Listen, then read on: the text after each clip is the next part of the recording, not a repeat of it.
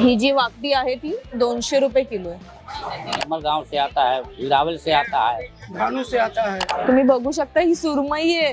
अख्खी सुरमई जर घेतली तुम्ही तर ती 350 रुपये आहे आणि तुकडा सुरमई घेतली 300 रुपये किलो. हे ढोमे आहेत जे सुकवलेले आहेत. ढोमे जे आहेत ते 200 रुपये किलो आहेत. तुम्ही स्वतः विकता मासे, मग इथे रेट कसा असतो?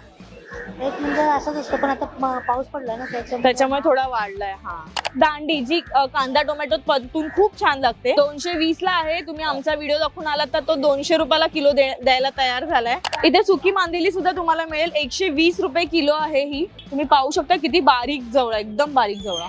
किती मोठा रावस आहे जो त्यांनी सुकवलाय मीठ वगैरे लावून व्यवस्थित. 400 रुपये किलो याचा रेट आहे. शिंगाडा मासा जो आहे तो सुद्धा इथे त्यांनी